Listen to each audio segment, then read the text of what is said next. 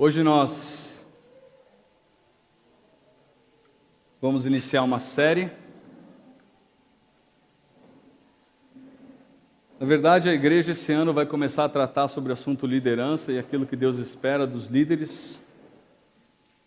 E embora esse seja um assunto que muitas vezes pareça ser parece que o líder precisa de muito conhecimento espiritual, entendo que cada um de nós é líder em alguma área e tudo isso se aplica à vida de cada um de nós. E essa série sobre liderança, meu pai que vai pregar. E aí eu pensei em estudar um líder na Bíblia. E eu fiquei pensando, sobre quem que eu vou falar? E à época eu estava estudando o Pentateuco e na minha mente só podia vir Moisés. Agora, por que eu escolhi Moisés? Eu vou dar para você 3 motivos. Coloca aí para mim. O primeiro, e eu creio que é o mais importante de todos, é que Moisés é retratado na Bíblia como um precursor, ou seja, alguém que veio antes de Cristo com papéis semelhantes ao de Cristo. Essa que é a ideia de precursor. É alguém que vem antes, mas que faz, vamos dizer assim, uma sombra de alguém que está por vir lá na frente. Em vários aspectos, e a gente vai ver isso ao longo da vida de Moisés, Moisés é a pessoa que melhor representa quem Jesus foi e o que Jesus faria pelo seu povo Israel. Aliás, o livramento do povo no Egito, a gente vai poder ver isso com mais detalhe, não hoje, é um paralelo da ressurreição de Jesus Cristo no Novo Testamento, porque, entre outras coisas, retrata a nossa liberdade agora em Cristo. O escritor de Hebreus, por exemplo, ele gasta boa parte, especificamente no capítulo 3 da sua carta, mostrando como Cristo é superior a Moisés. E quando ele faz isso, ele usa Moisés, então, como uma figura comparativa à pessoa de Jesus Cristo. Se você for parar para pensar, Jesus Cristo e Moisés foram libertadores, legisladores, mediadores e líderes. Mas as semelhanças não param por aí, há algumas que são curiosas aqui. A primeira delas é que tanto Moisés quanto Jesus Cristo nasceram quando havia uma ordem das autoridades para quê? Para que todos os meninos fossem mortos. Coincidência? Eu acho que não.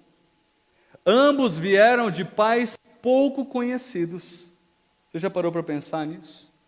Os pais de Moisés, em Êxodo capítulo 2, não são nem mencionados por nome.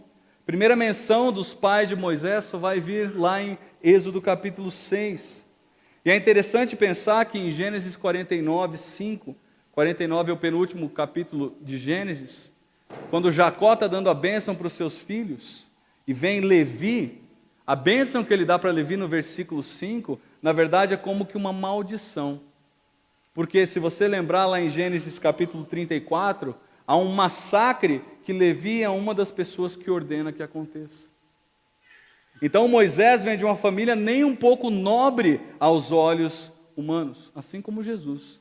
José e Maria eram pessoas comuns, não eram pessoas de destaque, como os pais de Moisés também não eram. Outra curiosidade, ambos ficaram escondidos por um tempo enquanto eram crianças.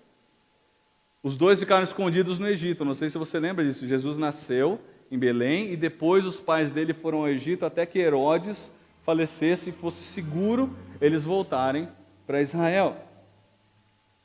E um aspecto que a gente vai tratar mais para frente, ambos foram rejeitados por seus irmãos de sangue. É interessante olhar esses paralelos entre Jesus e Moisés. Mas esse é o primeiro motivo. O segundo motivo é que Moisés tem um lugar de destaque no Novo Testamento.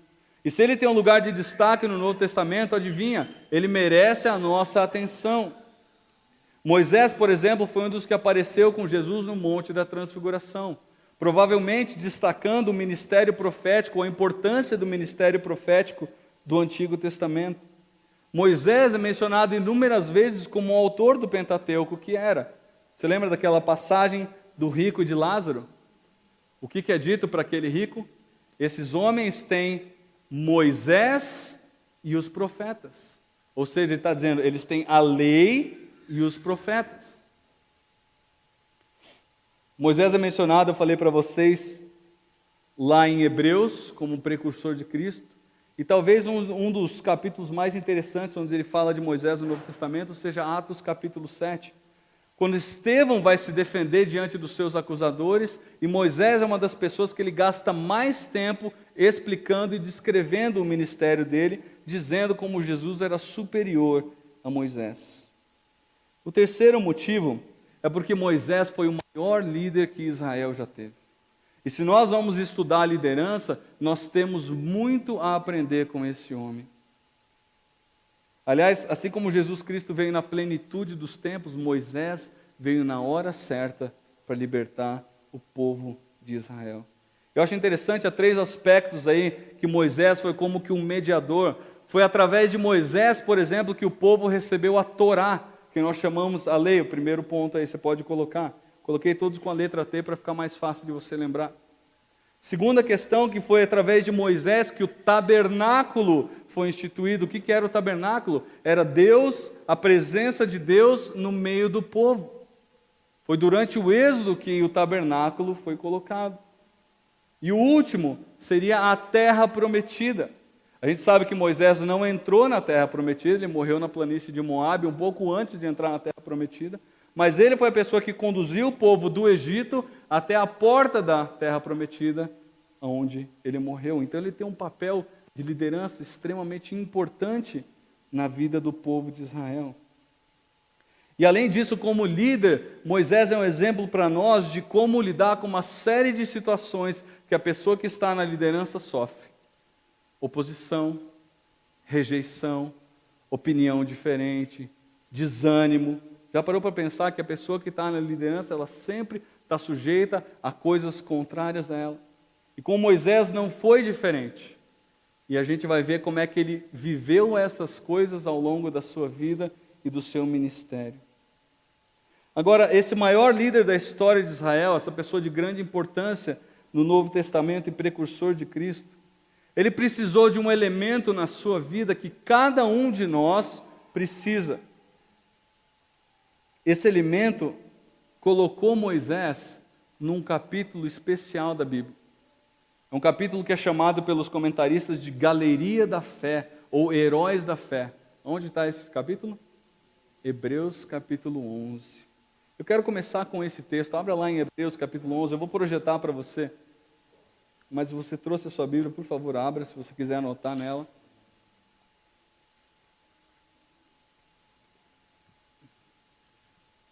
Moisés é apenas uma das pessoas mencionadas nesse texto belíssimo.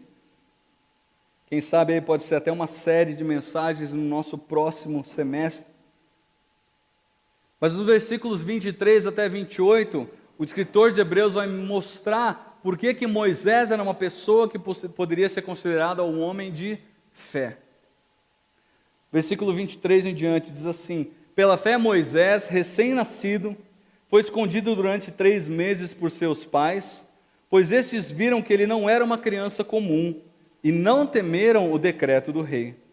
Pela fé Moisés, já adulto, recusou ser chamado filho da filha de Faraó, preferindo ser maltratado com o povo de Deus, a desfrutar dos prazeres do pecado durante algum tempo.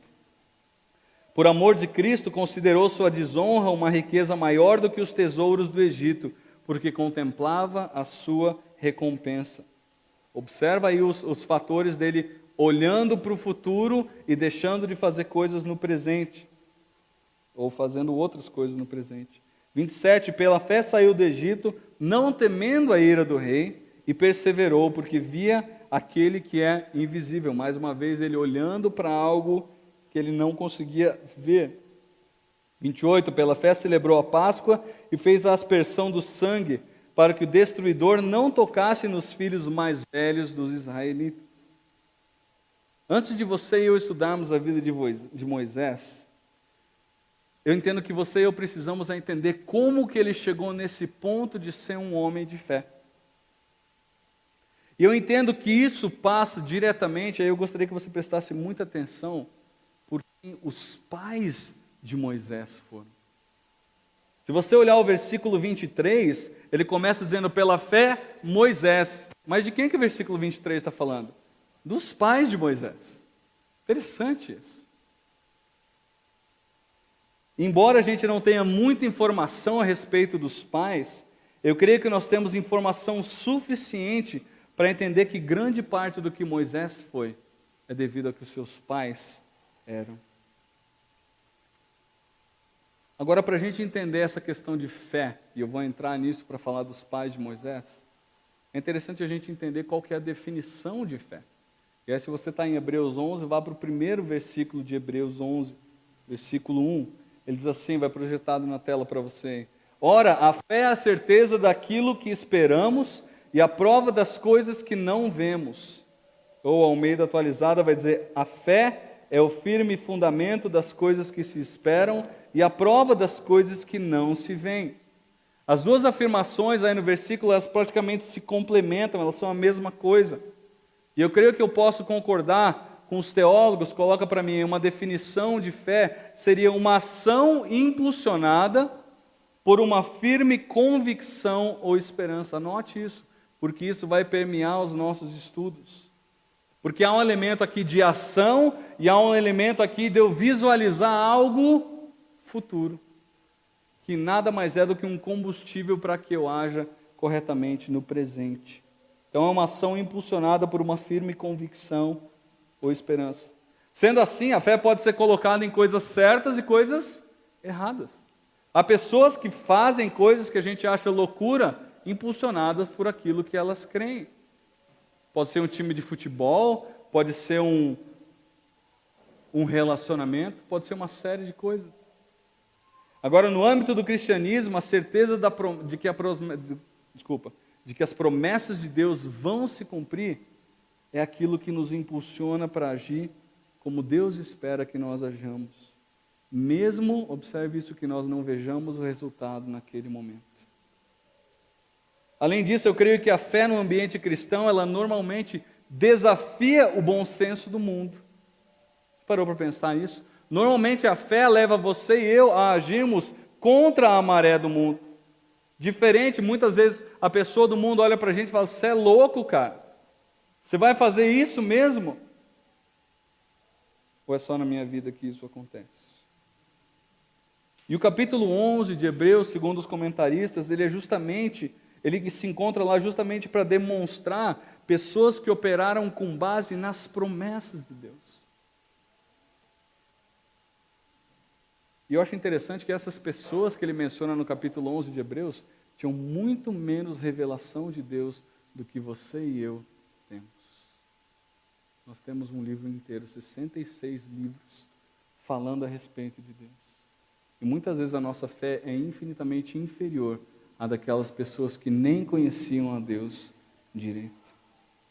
Agora eu falei que a gente precisava falar dos pais de Moisés, então vamos ver os pais de Moisés. Abra sua Bíblia em Êxodo, capítulo 2, volte aí. Esse vai ser o nosso texto de hoje, versículos 1 a 10.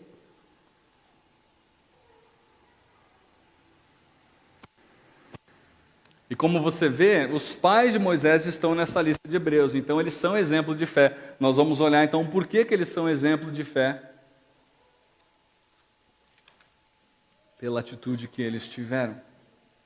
Êxodo capítulo 2, versículos 1 a 10. Diz assim o texto da palavra de Deus. Um homem da tribo de Levi casou-se com uma mulher da mesma tribo. E ela engravidou e deu à luz um filho. Vendo que era bonito, ela o escondeu por 3 meses. Vai vendo o tanto de informação que você vai recebendo aí. Muitas vezes você passa batido e não percebe tudo que está sendo escrito aí. Quando já não podia mais escondê-lo, pegou um cesto feito de junco e o vedou com piche e betume. Colocou nele o menino e deixou o cesto entre os juncos à margem do Nilo. A irmã do menino ficou observando de longe para ver o que lhe aconteceria. A filha do faraó descera ao Nilo para tomar banho. Enquanto isso, as suas servas andavam pela margem do rio. Nisso, viu o cesto entre os juncos e mandou sua criada apanhá-lo. Ao abri-lo, viu um bebê chorando. Ficou com pena dele e disse: Este menino é dos hebreus. Então a irmã do menino aproximou-se e perguntou à filha de Faraó. Cara, Miriam era doida. A senhora quer que eu vá chamar uma mulher dos hebreus para amamentar e criar o menino? Quero, respondeu ela. E a moça foi chamar a mãe do menino. Então a filha do Faraó disse à mulher: leve este menino e amamente-o para mim, e eu lhe pagarei por isso. A mulher levou o menino e o amamentou. Tendo o menino crescido, ele a levou à filha do Faraó, que o adotou, e lhe deu o nome de Moisés, dizendo: porque eu o tirei das águas. Vamos orar. Deus, obrigado pela tua palavra, que está diante de nós agora. E Deus, eu quero clamar especificamente pelos casais, aquelas pessoas que têm filhos, não que elas sejam o único alvo dessa mensagem, mas Deus, que fique claro aqui, Deus, a importância da fé dos pais, para que os filhos entendam quem é o Senhor, e para que os filhos venham no futuro a temer o Senhor. Ensina isso ao nosso coração. Te agradeço por relatos como esse, que deixam claro, Deus, a importância de confiarmos em Deus e como as pessoas ao nosso redor, mesmo que nós não saibamos, estão nos observando. E a nossa vida pode ser de grande influência para essas pessoas. Acompanhe a gente nesse tempo, Deus, é o que eu peço e te agradeço no nome de Jesus. Amém. Os pais de Moisés, quem eram os pais de Moisés? O nome deles não é revelado até Êxodo 6. O nome do pai de Moisés é Amram, olha que bonito, do hebraico Amram, e a mãe é Joquebede, talvez esse seja o nome mais comum, você já tenha ouvido, do hebraico Yuqueved, é bonito até em hebraico. De qual tribo eles eram? Êxodo 2:1 nos diz que eles eram da tribo de Levi. Tinham outros filhos?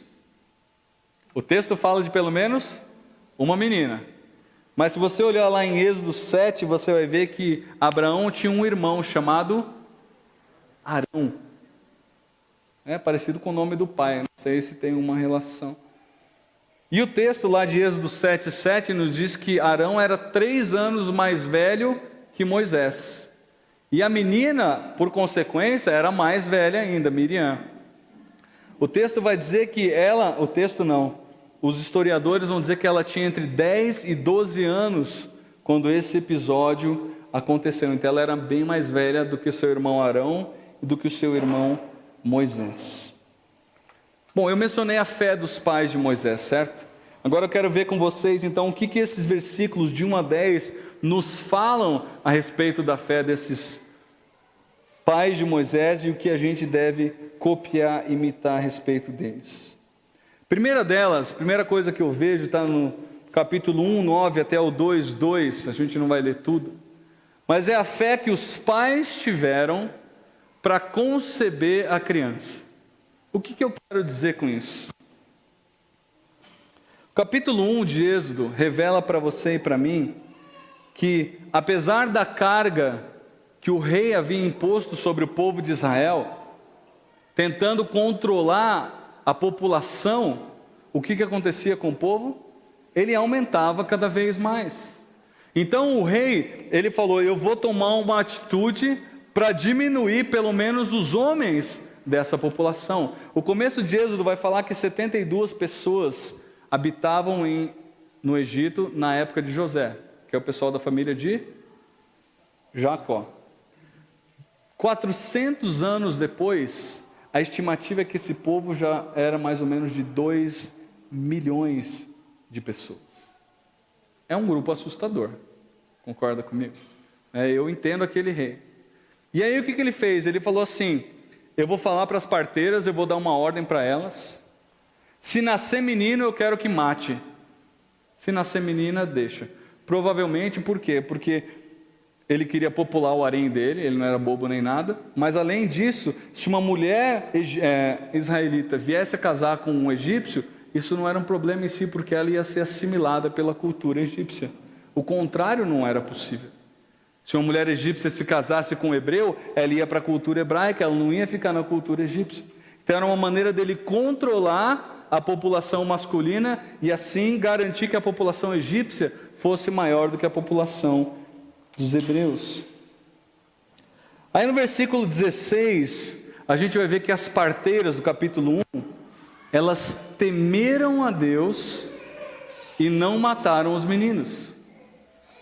É a primeira menção que a gente tem de alguém temendo a Deus e desobedecendo o rei de cara. E aí quando ele viu que esse seu primeiro plano não deu certo, ele deu uma segunda ordem para que os meninos que nascessem fossem lançados no Nilo. Isso está no versículo 22 do capítulo 1. E é nesse contexto, no contexto de ordem para que as crianças fossem mortas, que Moisés é concebido. Agora você fica pensando a situação. Tenta transferir para hoje. Se você recebe uma intimação, uma ordem do governo dizendo, se o filho que nascer da sua esposa for homem, ele vai ser morto. Se for mulher, ele vai sobreviver. O que vai acontecer? Eu ia chegar para a Natália e falar, Natália, vamos pensar bem. Será realmente que é o momento da gente tentar ter filho? O que aconteceu com Anão e Joquebede? Parecia que essa preocupação não estava na mente deles. Parecia que mesmo esse ambiente difícil não estava na mente deles. Eles não consideravam isso. E, gente, uma gestação dura normalmente o quê? 9 meses. Você imagina a expectativa durante esses 9 meses. Não tinha ultrassom naquela época. Não tinha como você ir lá, é menina, ufa. Ou então é menino, estamos roubados. Não tinha. Então eles viveram essa expectativa talvez de apreensão, viveram momentos de medo, momentos de incerteza, de questionamento, talvez se eles haviam feito a coisa certa. A gente normalmente faz isso, né? Quando parece que as coisas vão caminhando de maneira errada e a gente não confia na soberania de Deus, a gente fica assim, será que eu fiz o certo? Como seres humanos que eram, eles dois passaram por dificuldades. Mas o fato é que o texto mostra para você e para mim que eles sabiam da ordem do rei, mas isso não foi motivo para eles deixarem de ter a criança. Eles dois creram na promessa do cuidado de Deus e desafiaram a ordem do rei. Esse é o primeiro fato. O segundo fato, eles tiveram fé para esconder o filho. Pensa comigo, enquanto a criança está na barriga da mãe, ela pode até fazer barulho, mas ela faz muito pouco barulho, certo? Quando nasce, né, as mães que têm crianças recém-nascidas aí podem dizer, o barulho multiplica, a não ser que seja que nem a filha do Anderson, que praticamente não faz nada, né? A tecla muda, eu não sei aonde que é, eu preciso descobrir essa tecla um dia. Mas uma coisa é você esconder essa gravidez, e outra coisa é você tentar esconder uma criança que chora por leite, que chora por dor, por cólica, sei lá o que é. Percebe como é que o cerco vai ficando cada vez mais difícil? Provavelmente, eu entendo que o marido de Joquebede tomou algumas medidas. Enquanto ela estava grávida, provavelmente ela não deve ter saído muito. Eu não sei se ela tinha essa regalia por ser escrava, de não se expor para que as pessoas não vissem que ela estava grávida. Eu não sei, de repente, se eles não chamaram uma parteira na hora que a criança foi nascer. O texto não fala isso.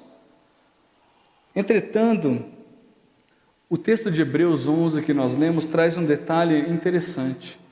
Ele fala que Moisés tinha uma aparência diferenciada.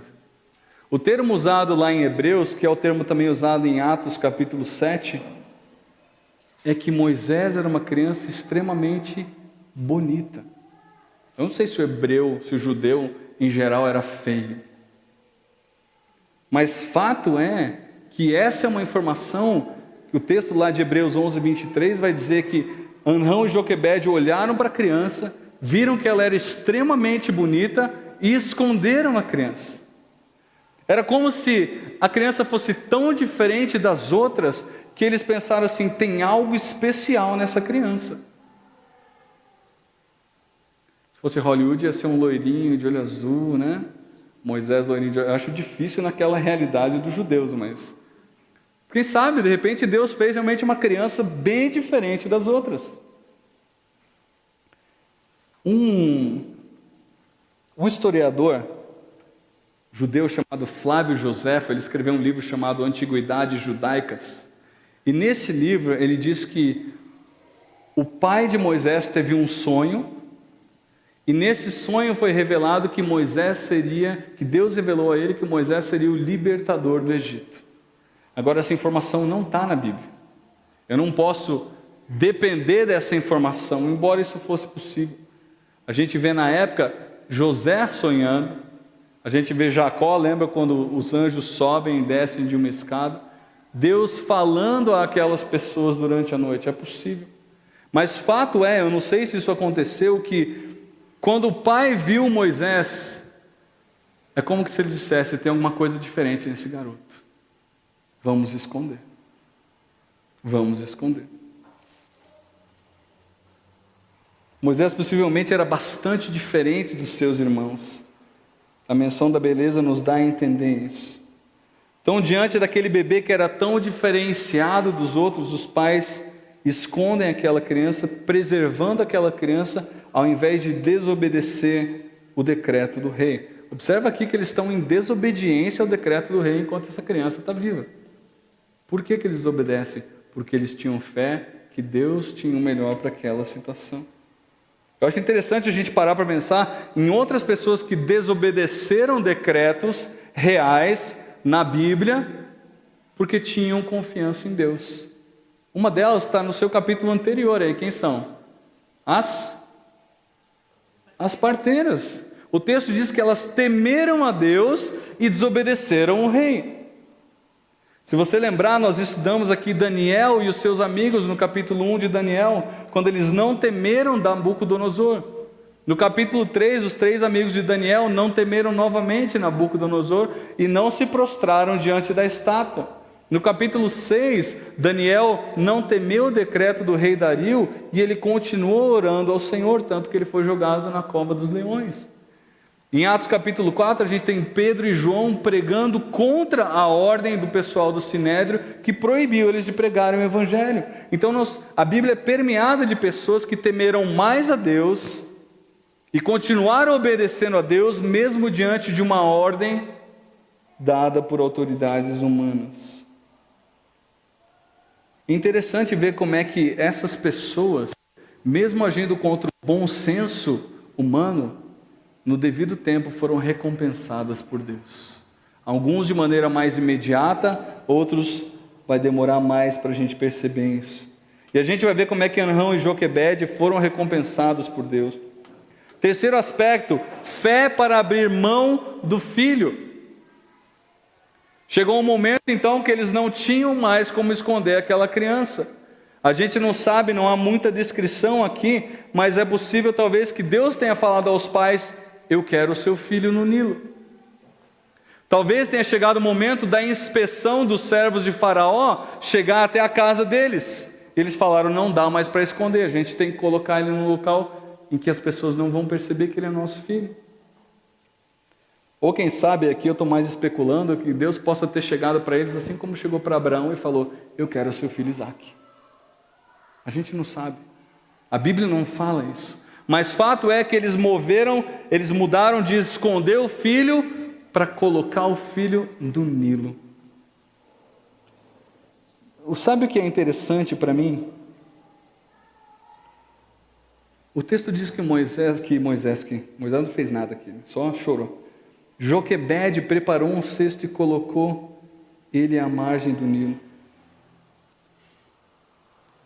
E algo curioso aqui é que o termo usado para a palavra cesto, que é a palavra tevá no hebraico, é o mesmo termo usado em Gênesis 6,14, quando Deus vai falar da arca que levou Noé. Observa o paralelo aí. Em Gênesis 6,14, Deus pede que Noé construa uma arca, tevá, para quê? Para salvar a humanidade, na verdade 8 indivíduos, do julgamento dele. Agora ele vai usar esse mesmo termo, embora em proporções bem menores, para salvar a nação de Israel. Não é curioso isso? Mas aqui, o que chama mais a minha atenção é que o real significado deles colocarem o bebê no Nilo é que os pais estavam, de uma vez por todas, colocando a criança sob o cuidado exclusivo de Deus. Enquanto eles puderam, eles fizeram com certeza com excelência o papel deles de cuidar. Mas chegou o momento de colocar o filho sob o cuidado exclusivo de Deus. E eles assim fizeram por fé. Versículos 4 a 9, o quarto elemento. A fé dos pais diante dos riscos de ter Miriam como espia. Quando você olha o texto, você fala, o que eles estavam fazendo com isso? Pensa comigo, no momento em que a criança deixa de estar com os pais, num mundo daquele tão subdesenvolvido em termos tecnológicos, eu falo assim, de identificação e tudo, como nós temos hoje, vamos supor, Joquebede colocou a criança no Nilo, virou as costas e foi, ninguém vai saber que aquela criança é da mãe. Em termos humanos, o risco que ela estava correndo quando ela deixou a criança lá, diminuiu absurdamente. Entretanto, o que eles escolheram fazer? Colocar a irmã de Moisés para vigiar a criança. O que isso significa? A criança era filha de quem? Joquebede e Anrã.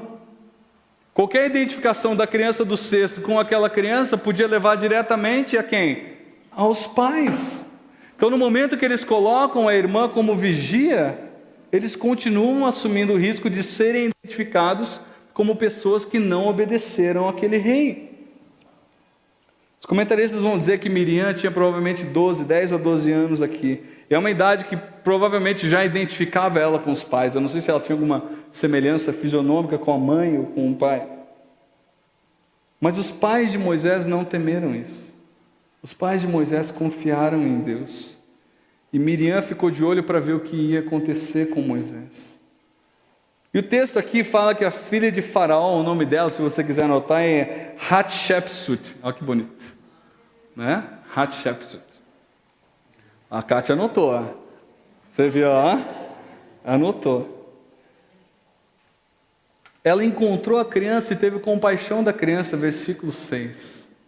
Agora, por que eu falei o nome dessa pessoa? É para falar egípcio. Não tem nada a ver.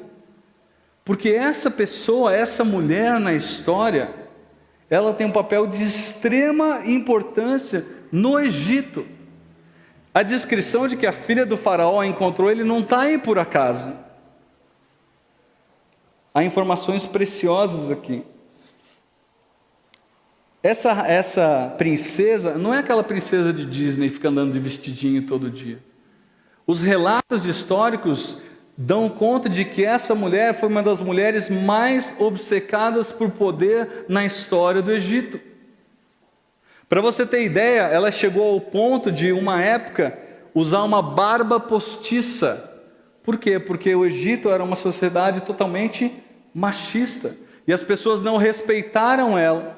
E ela começou a usar uma barba postiça para que as pessoas que viam ela de longe respeitassem ela como líder. Aliás, o texto vai dizer que o marido dela, o texto bíblico não, o texto que eu estudei, era um total banana. Normalmente isso está associado, né? Quando a mulher manda, o marido ele tem que ser um cara omisso. Quando o marido manda, normalmente a mulher é uma pessoa submissa ou omissa, né? Isso pode acontecer. Mas, por que eu estou falando isso para vocês? Porque ela é uma pessoa determinada, uma pessoa ousada, uma pessoa corajosa. E aí ela foi corajosa, diz o versículo, para quê? O que ela fez com a criança? Tomou para si. O que ela estava fazendo com isso? Desobedecendo o seu pai. Deus usou uma pessoa obcecada e com certeza desobediente para preservar Moisés. Olha como é que Deus faz as coisas. E eu acho bonito que o versículo 6... vai mostrar para a gente que as lágrimas daquele bebê partiram o coração daquela mulher tão poderosa. Percebe como é que Deus tem todas as coisas na sua mão? E Ele é capaz de quebrar o coração, amolecer o coração de qualquer pessoa? ele fez isso com aquela mulher. Mas aí, estudando o texto, eu fiquei pensando assim, gente, que risco que Miriam assumiu aqui. Porque quando ela encontrou a criança, o que aconteceu? O texto diz que Miriam meio que se intrometeu na história e falou: você quer que eu chame alguém para cuidar da criança? A princesa poderia dizer: você conhece alguém? Traz para mim que eu quero conhecer essa pessoa. E aí eu comecei a imaginar o que aconteceu. O versículo 8 vai dizer que Joquebede foi chamado. Eu fico imaginando Joquebede olhando e Miriam correndo de longe. Imagina o coração dela. Ela deve ter falado: ou Moisés foi morto, ou alguma coisa aconteceu. E aí Miriam chama ela e falou: a princesa quer falar com você. Com certeza Miriam falou toda a notícia, ela quer que você cuide e tal. Mas você imagina o coração de Miriam indo encontrar com a filha do faraó a quem ele tinha desobedecido. Ela tinha desobedecido. Consegue imaginar as emoções aí? E aí Joquebede vai até a filha do faraó e fala diretamente com ela. O texto diz que a filha do faraó fala com o Joquebede. E aí Joquebede, além de ter o seu filho de volta, são e salvo, ela recebe permissão para cuidar da criança, ou seja, qualquer pessoa do Egito que viesse à casa de Moisés e falasse por que essa criança está viva, ela podia dar aquela carteirada e falar assim: tem autorização aqui, vai para outra casa que aqui você não entra. Ela tinha autorização, e ainda o que o texto diz? Que ela recebeu para isso, cara. Percebe como é que Deus faz as coisas? Você percebe Deus recompensando a fé dos pais de Moisés? É possível perceber isso? Em último lugar, e esse é um ponto mais rápido, a fé dos pais para colocar novamente essa criança nas mãos dos egípcios. O que acontece? A gente não tem muita informação aqui. Alguns comentaristas vão dizer que Moisés foi para a corte egípcia quando ele tinha cerca de 3 anos. Quando ele foi desmamado, aí ele foi para a corte egípcia. Há outros comentaristas que vão dizer que ele só foi aos 12 anos de idade. Seria interessante, no sentido da cultura israelita, de criar uma criança e de educar uma criança, e normalmente eles fazem isso até os 12, 13 anos de idade, quando eles têm o chamado bar mitzvah, né, que é a cerimônia que diz que o menino agora virou homem, mas a gente não sabe. O texto simplesmente diz que a criança cresceu. Quer 3 anos ou 12, Moisés então vai retornar à corte egípcia, e lá vai ser criado e educado. E lá em Estevão, lá em Atos, quando Estevão está se defendendo, lá no versículo 22, Estevão vai dizer que Moisés se tornou um homem poderoso em palavras e obras. Gente, o Egito era a cultura mais desenvolvida daquela época. Moisés foi para Harvard. Olha que chique. Estudou em Harvard. Deus levou ele para Harvard. Deus deu o melhor treinamento para ele. Ele não podia estar num lugar melhor para ser equipado e preparado para liderar o povo de Deus. O interessante, a gente vai ver isso mais para frente, não hoje, que esse não era o único preparo que Deus queria dar para ele. Foi metade do preparo, depois ele ficou 40 anos no deserto. Mas uma das coisas que a fé faz com você e comigo é que quanto mais nós confiamos em Deus, mais nós percebemos o quanto vale a pena confiar nele. Eu creio que aqui nesse ponto da história, confiar Moisés de novo aos egípcios não foi tão difícil para a mãe dele quanto foi no começo.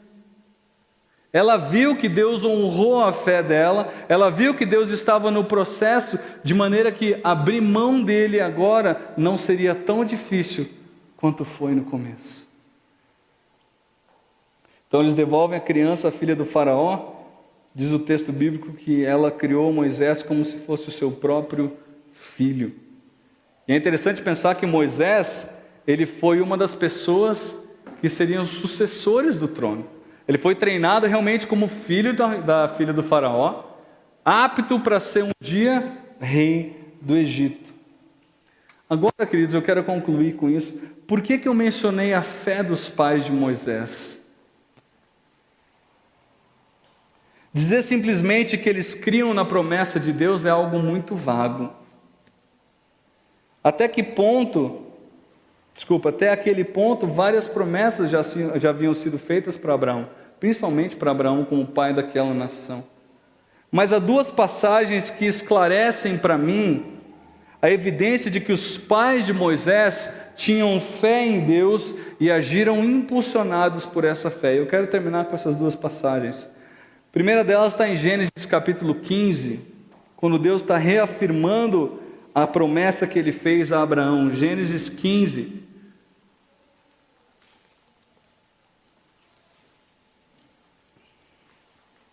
Então o Senhor lhe disse, versículos 13 e 14: saiba que os seus descendentes serão estrangeiros numa terra que não lhes pertencerá, onde também serão escravizados e oprimidos por 400 anos. Mas eu castigarei a nação a quem servirão como escravos, e depois de tudo sairão com muitos bens. O povo de Israel então tinha a promessa de que aquela escravidão que eles estavam passando ia durar 400 anos, e depois disso eles seriam libertados. Essa era uma promessa de Deus a Abraão, e isso era passado de geração para geração. Eu não sei ao certo o que se passava no coração de Anrão e de Joquebede, mas eles tinham ciência, como todo povo que clamava por libertação, de que o calendário estava andando e estava chegando o momento deles serem libertos. E Deus possivelmente ia usar um dos hebreus para isso. Agora, outro versículo que me faz pensar muito na fé dos pais, está lá em Atos 7, versículos 23 a 25, é o discurso de Estevão se defendendo. E, gente, eu achei isso tremendamente esclarecedor para mim quando eu estava estudando. Diz assim o texto, versículos 23 a 25 de Atos 7. Ao completar 40 anos, Moisés decidiu visitar seus irmãos israelitas. Moisés estava na corte, você se lembra disso. Ao ver um deles sendo maltratado por um egípcio, saiu em defesa do oprimido e o vingou, matando o egípcio. Agora presta atenção nesse versículo. Ele pensava que seus irmãos compreenderiam que Deus o estava usando para salvá-los, mas eles não o compreenderam. A informação desse versículo 25 é de grande importância. Moisés tinha uma noção de que ele seria usado por Deus nesse processo. O versículo... ele falou alto ali. O próprio povo não entendia isso, o versículo 25 vai dizer. E eu não sei se realmente Moisés entendia completamente isso, mas o versículo nos diz que Moisés tinha uma noção de que ele poderia ser essa pessoa que iria libertar o povo. E aí eu pergunto para você, de onde Moisés tirou essa ideia? Faz um exercício comigo, junta as peças comigo. O bebê tem uma aparência que destaca ele de outros. O bebê está escondido pelo máximo de tempo possível. Depois ele é colocado no rio. O bebê volta para a mãe dele, com a autorização da filha do faraó para ser educado, criado, e os pais de Moisés ainda receberam por isso. É ou não é motivo para os pais ensinarem Moisés: você é uma pessoa diferenciada, você tem um papel especial dentro do nosso povo? Será que não é possível a gente deduzir um significado especial nessa criança? Pessoalmente, sem considerar aquela possibilidade do historiador judeu de que o pai de Moisés teve um sonho, eu creio que os pais de Moisés tinham convicção de que ele era a pessoa escolhida por Deus para libertar a nação. E os pais de Moisés então viveram na expectativa do cumprimento das promessas de Deus e não por aquilo que eles viam. Os pais viveram pela fé. E eu creio que Moisés aprendeu isso dos pais dele. Eu queria que você baixasse a sua cabeça, que você fechasse os seus olhos. Talvez você esteja se perguntando: mas eu não tenho filho. ou nem casado sou. Por que essa mensagem é para mim? Essa mensagem é para todos nós. Porque uma das coisas que nós normalmente nos esquecemos é que a nossa vida, ela fala muito para as pessoas que estão ao nosso redor. Seja pelo excesso de fé, vamos chamar assim, ou seja pela falta de fé. Pela firmeza com o nosso filho, ou pela frouxidão com o nosso filho. Pela falta de consideração pelos valores corretos, ou pela extrema consideração, as pessoas estão constantemente olhando para a sua vida. E a sua vida tem o poder de levar pessoas, por meio do seu testemunho, para mais perto de Deus. Não que você vá transformar elas, mas elas podem ficar curiosas pelas suas atitudes, para entender um pouco mais desse Deus. E agora para vocês que são pais, vocês percebem, vamos dizer assim, entre aspas, o fardo que Deus coloca sobre seus ombros? Eu pergunto para você, o que você tem ensinado para os seus filhos? Quando eles olham para a sua vida, o que eles percebem como prioridade da sua vida? Será que eles percebem que Deus é o primeiro e único na sua vida? Será que eles percebem que o seu amor por Deus é algo que você não negocia?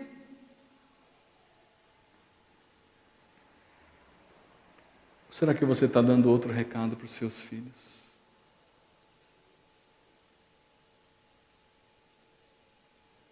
Eu entendo que Moisés veio a ser a pessoa que ele foi. E não só ele, Miriam e Arão também têm um papel muito importante nessa história de Israel, do Êxodo, por causa dos pais que eles tiveram. Pessoas tementes a Deus. Pessoas que temeram mais a Deus do que as ordens humanas. Que correram riscos por amar esse Deus. Mas que estavam dispostos a correr esses riscos.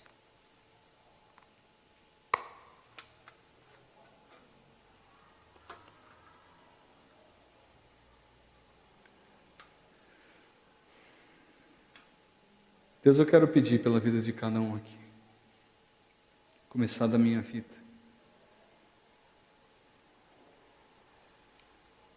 Natália e eu não temos filhos, Deus, mas nós temos o plano de ter um dia.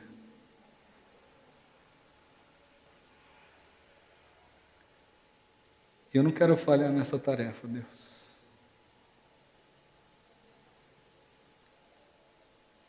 De mostrar ao meu filho que o meu relacionamento contigo é o relacionamento mais importante que existe. Eu sei que a Natália faz a mesma oração, Deus. E Deus, há muitas vozes, muitos programas que muitas vezes a gente acaba se apegando em demasia, Deus, e o nosso tempo se vai com coisas que não valem a pena. Eu peço pela vida de cada um de nós, Deus, ajuda a gente a saber priorizar as coisas. Às vezes vai ser dormir mais cedo, Deus, e abrir mão de assistir alguma coisa que a gente gostaria, para ter um tempo contigo. Às vezes vai ser abrir mão talvez de um tempo em família, Deus, para estudar mais a Tua Palavra e para aprender mais do Senhor. Mas que cada um de nós, Deus, tenha essa convicção de que vale a pena conhecer o Senhor. Porque eu pergunto, Deus, se eu não conheço o Senhor, como é que eu posso viver em fé? Como é que eu posso confiar nas promessas de um Deus que eu não conheço? Peço pelos pais aqui presentes, Deus, que tem essa responsabilidade tão grande de educar os seus filhos nos teus caminhos. Ajuda cada um deles, Deus. Dá discernimento aos pais, dá discernimento às mães. Que elas desejem se aproximar do Senhor, Deus, cada vez mais. para que a gente tenha aqui na igreja pequenos Moisés. Pessoas que aprenderam dos pais a confiar de Deus. Às vezes a gente ouve que educação vem de berço.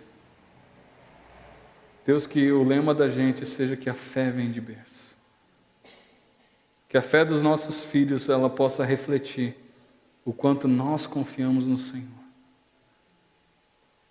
E por último, Deus, eu quero orar por aqueles que não têm seus familiares crentes. Lembro do Gomes, Deus, como é bom tê-lo aqui, ouvindo a Tua palavra, sendo nutrido pelo Senhor, Deus. Mas ao mesmo tempo, Deus, eu tento imaginar como é que o coração dele fica machucado em saber que a sua família ainda não teve um encontro pessoal contigo. Eu te agradeço porque não há mais hoje aquela oposição que existia. E Deus, nós queremos clamar como igreja pela vida da Vera. Transforma aquele coração, Deus. Que ela possa em breve vir com ele, Deus, aqui para a igreja e possa confiar no Senhor como seu único e suficiente Salvador. Peço pelos outros irmãos, Deus, que com certeza também tem parentes que não conhecem a Ti, eu mesmo tenho primos e tios que não conhecem ao Senhor. Ajuda a gente a testemunhar, Deus. Obrigado, Deus, por esse tempo, obrigado pela Tua palavra tão preciosa. Nós agradecemos em nome de Jesus. Amém.